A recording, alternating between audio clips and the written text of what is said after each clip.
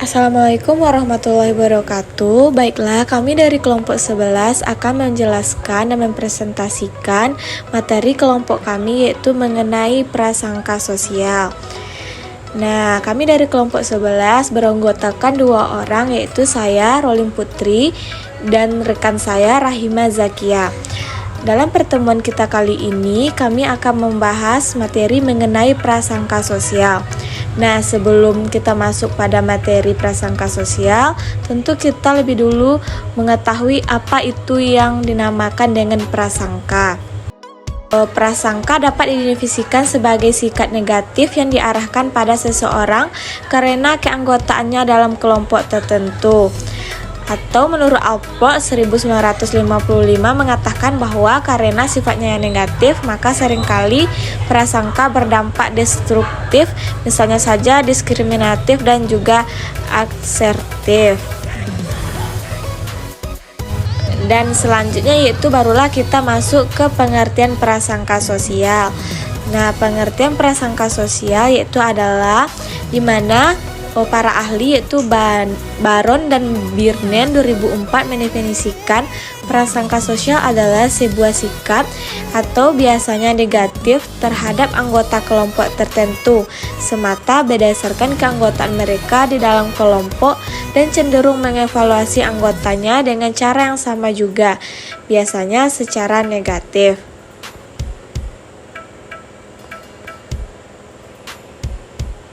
Baiklah, materi yang selanjutnya yaitu adalah macam-macam prasangka. Yang pertama yaitu adalah sesim, yang kedua racims, yang ketiga agens, yang keempat prasangka terhadap homoseksual, dan kelima yaitu adalah prasangka terhadap penderita cacat. Untuk yang pertama yaitu adalah seksim, itu adalah jenis yang dimana suatu prasangka dan juga tindakan diskriminasi akan dilakukan kepada individu ataupun kelompok lain yang didasarkan oleh perbedaan jenis kelamin mereka. Dan prasangka ini kebanyakan korbannya berasal dari jenis wanita. Yang kedua yaitu adalah racims. Racims adalah perasaan dan juga diskriminasi yang dilakukan terhadap orang atau kelompok lain berdasarkan ras dan juga etnis mereka. Genosid yang pernah terjadi di negara Jerman, Yugoslavia, Irak, dan Rwanda adalah salah satu akibat yang terjadi karena adanya diskriminasi. Rasisme bisa terjadi ketika ada stereotip terhadap individu atau kelompok lain yang berbeda ras ataupun etnis.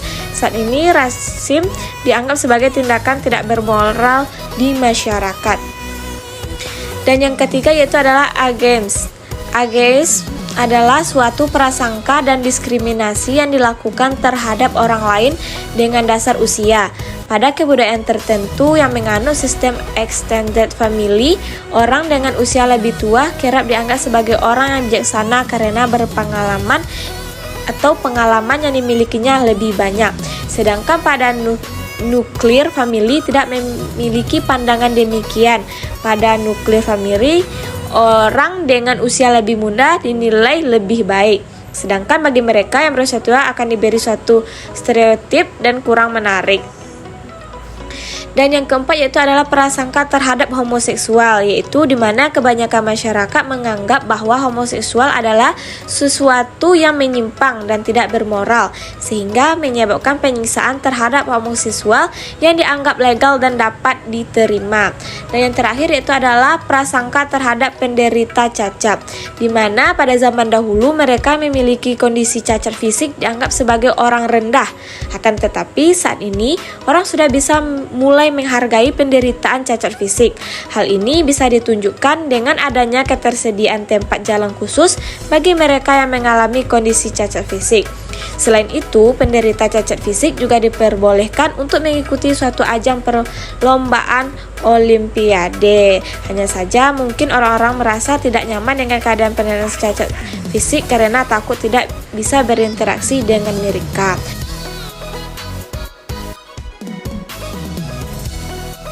Selanjutnya yaitu sumber-sumber prasangka sosial.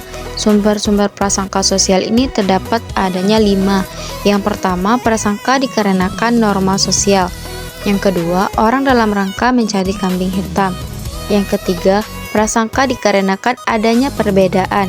Yang keempat, prasangka timbul karena kesan yang menyakitkan. Dan yang kelima, prasangka yang sudah menjadi pendapat umum yang dimana itu belum terjadi. Selanjutnya ialah mengurangi prasangka sosial. Berdasarkan penelitian dan eksperimen yang dilakukan oleh Sherif dan kawan-kawan tahun 1961, terdapat 6 kondisi dalam kontak yang dapat mengurangi prasangka. Yang pertama ialah membuat mereka saling tergantung antara satu dengan yang lain, yaitu disebut dengan mutual independence. Adalah keadaan di mana dua atau lebih kelompok saling membutuhkan dan bergantung satu sama lain guna mencapai tujuan yang penting bagi mereka. Yang kedua ialah dengan membuat mereka bahu-membahu mencapai tujuan tertentu. Yang ketiga ialah dengan membuat kesetaraan status antar individu. Tidak ada yang lebih berkuasa dibandingkan siapapun dan prasangka pun dapat teredukasi atau berkurang. Yang keempat ialah melalui interaksi bersahabat dan informal dengan beberapa anggota out and group. Individu dapat lebih memahami stereotip yang mempercayainya ternyata salah. Yang kelima yaitu persahabatan interaksi informal dengan berbagai anggota.